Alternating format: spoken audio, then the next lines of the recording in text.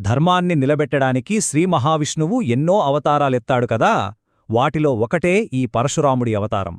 అప్పట్లో అధికారమదంతో కళ్ళు మూసుకుపోయిన క్షత్రియరాజులను అంతమొందించడానికి వచ్చిన శ్రీమహావిష్ణువు యొక్క 6వ అవతారం ఈ యోధఋషి. పరశురాముడి కథ చాలా ఆసక్తికరంగా ఉంటుంది. ఎన్నో ఊహించని మలుపులుంటాయి. ఎందుకంటే ఆయన పుట్టింది శాంతానికి, జ్ఞానానికి, వేదాలకు పెట్టింది పేరైన ఒక బ్రాహ్మణ వంశంలో.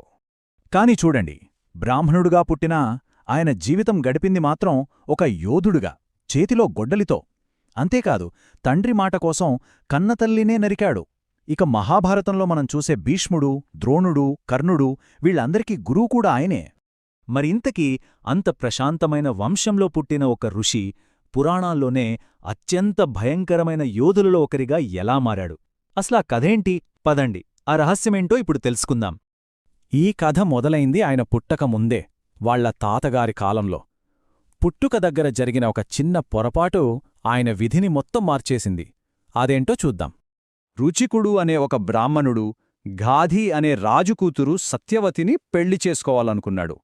కాని ఆ రాజుకి తన కూతుర్ని ఒక బ్రాహ్మణుడికివ్వడం అస్సలిష్టం లేదు.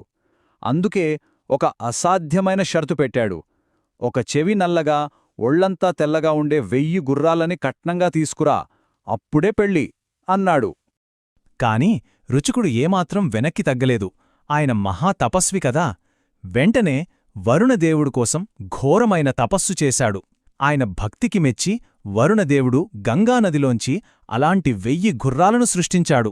ఆ గుర్రాలను రాజుకిచ్చి రుచికుడు సత్యవతిని వివాహం చేసుకున్నాడు. సరిగ్గా ఇక్కడే కథ మొత్తం మలుపు తిరుగుతుంది.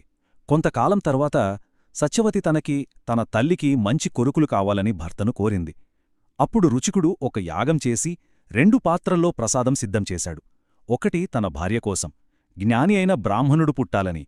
ఇంకొకటి తన అత్తగారి కోసం, గొప్ప యోధుడైన క్షత్రియుడు పుట్టాలని. కాని సత్యవతి తల్లికో అనుమానం, అల్లుడు తన కూతురికే మంచిదిచ్చుంటాడని. అందుకే కూతురుని ఒప్పించి ఆ పాత్రలు మార్చేసుకుంది. ఇక రుచికుడు తన దివ్యదృష్టితో జరిగింది తెలుసుకుని షాకయ్యాడు. అయ్యో, ఇప్పుడు నీ కడుపున రాజులందరినీ చంపేసే క్రూరమైన యోధుడు పుడతాడు అని చెప్పాడు. సత్యవతి భయంతో ఏడుస్తూ వేడుకునేసరికి రుచికుడు తన తపశ్శక్తిని ఉపయోగించి ఆ క్షత్రియ గుణాన్ని ఒక తరం ముందుకు నెట్టేశాడు.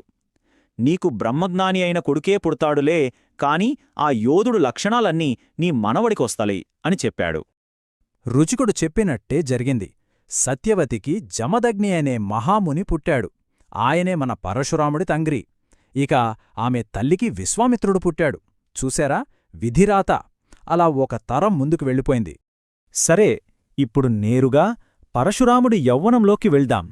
ఆయనలో ఉన్న ఆ క్షత్రియ లక్షణాలు వేదాల వైపు కాకుండా యుద్ధవిద్యల వైపు ఎలా లాగాయలో చూద్దాం.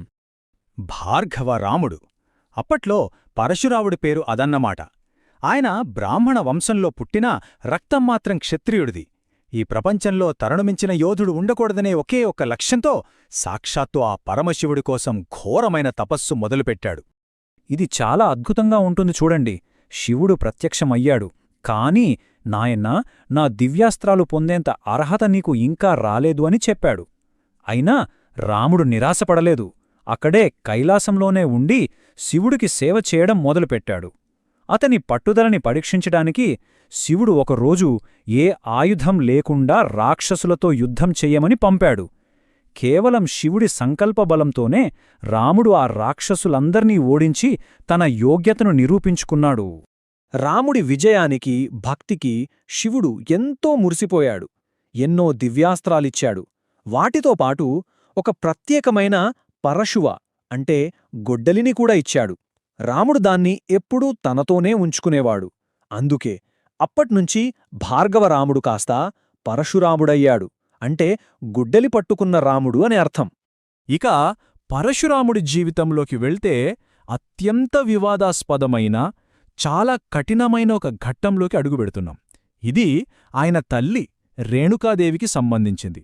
ఒకరోజు రేణుకాదేవి నీళ్లకోసం చెరువు దగ్గరికి వెళ్ళినప్పుడు అక్కడొక గంధర్వుణ్ణి చూసి ఒక్క క్షణంపాటు ఆమె మనసులో చిన్న చలనం కలిగింది. ఆమె ఆశ్రమానికి తిరిగి రాగానే జమదగ్ని మహర్షి తన దివ్యదృష్టితో ఏం జరిగిందో కనిపెట్టేశాడు. కోపంతో ఊగిపోయిన జమదగ్ని అక్కడున్న తన నలుగురు పెద్ద కొడుకులని పిలిచి, మీ తల్లిని చంపండి అని ఆజ్ఞాపించాడు. కాని వాళ్ళు, అయ్యో, కన్నతల్లిని చంపడం మహాపాపం అని చెప్పి నిరాకరించారు. దాంతో జమదగ్ని వాళ్ళని శపించాడు. ఆ తరువాత జమదగ్ని తన 5వ కొడుకైన పరశురాముడివైపు చూసి అదే ఆజ్ఞ ఇచ్చాడు. తండ్రి అలా చెప్పాడో లేదో పరశురాముడు ఒక్క క్షణం కూడా ఆలోచించకుండా తన గొడ్డలితో తల్లితల ననికేశాడు. ఇక్కడే మనం ఒక చాలా ముఖ్యమైన ధర్మ సూక్ష్మాన్ని అర్థం చేసుకోవాలి. ఇది తండ్రి చెప్పాడని గుడ్డిగా చేసిన పని కాదు. పరశురాముడికి తెలుసు తన తండ్రి తపశ్శక్తితో అమ్మని మళ్లీ బ్రతికించగలడని. ఆయనకు తన తండ్రి మీద అంత నమ్మకం. జమదగ్ని ఉద్దేశ్యం కూడా హత్య కాదు, కేవలం ఆ చిన్న దోషానికి ప్రాయశ్చిత్తం చేయించడం. అందుకే పరశురాముడి చర్య ఒక పాప ప్రక్షాళన అయ్యింది, హత్యగా మిగిలిపోలేదు. పరశురాముడి విధేయతకు జమదగ్ని చాలా సంతోషించి, ఏం వరం కావాలో కోరుకో అన్నాడు. అప్పుడు పరశురాముడు చూడండి ఎంత తెలివిగా అడిగాడో. వెంటనే తన తల్లికి ఏమీ గుర్తులేకుండా మళ్లీ బ్రతికించమని, తన అన్నల శాపాన్ని తీసేమని, తనకు యుద్ధంలో ఎవ్వరూ ఓడించలేని శక్తిని, దీర్ఘాయుషునివ్వమని కోరాడు. జమదగ్ని ఆ వరాలన్నీ ఇచ్చేశాడు. ఇప్పుడు కథ పరశురాముడి ప్రతీకార శపథం వైపు వెళుతుంది.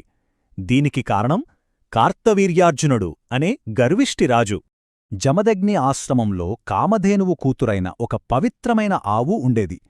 కార్తవీర్యార్జునుడు అనే రాజు దాన్ని బలవంతంగా ఎత్తుకెళ్ళిపోయాడు. ఈ విషయం తెలిసిన పరశురాముడు ఆ రాజుని చంపేసి ఆవుని వెనక్కి తీసుకొచ్చాడు. కాని ప్రతీకారంతో రగిలిపోయిన ఆ రాజు కొడుకులు పరశురాముడు లేని టైంలో వచ్చి జమదగ్ని మహర్షిని అతి దారుణంగా చంపేశారు. ఆశ్రమానికి తిరిగొచ్చిన పరశురాముడు తండ్రి నిర్జీవ శరీరాన్ని చూసి ప్రళయరుద్రుడిలా మారిపోయాడు. తన తల్లి ఆ దుఃఖంలో 21 సార్లు ఏడ్చిందని తెలుసుకుని ఆ క్షణమే ఒక భయంకరమైన ప్రతిజ్ఞ చేశాడు. ఈ భూమిమీద 21 సార్లు తిరిగి అధికారమదంతో కళ్ళు మూసుకుపోయిన ప్రతి ఒక్క క్షత్రియుడిని నాశనం చేస్తానని శపథం చేశాడు. మరి అంత భీకరమైన శపథం నెరవేర్చాక పరశురాముడి కథ ఏమైంది? ఆ చిరంజీవి వారసత్వం ఈనాటికి ఎలా కొనసాగుతోందో ఇప్పుడు చూద్దాం. తన ప్రతిజ్ఞ పూర్తయిన తర్వాత గెలిచిన భూమి మొత్తం కశ్యప మహామునికి దానంగా ఇచ్చేసి శాంతిగా మహేంద్రగిరి పర్వతాల మీదికి తపస్సు చేసుకోవడానికి వెళ్ళిపోయాడు. సప్త చిరంజీవులలో ఒకడిగా ఆయన ఇప్పటికీ జీవించే ఉన్నాడని నమ్ముతారు. అంతేకాదు, మహాభారతంలో గొప్ప వీరులకే కాదు, భవిష్యత్తులో రాబోయే కల్కి అవతారానికి కూడా ఆయనే గురువు. చూశారా, పుట్టుకతో వచ్చిన విధిని సైతం ఎదిరించి ఒక బ్రాహ్మణుడు ఎలా మహాయోధుడిగా నిలిచాడో? ఇదే ఆయన అసాధారణ గాథ.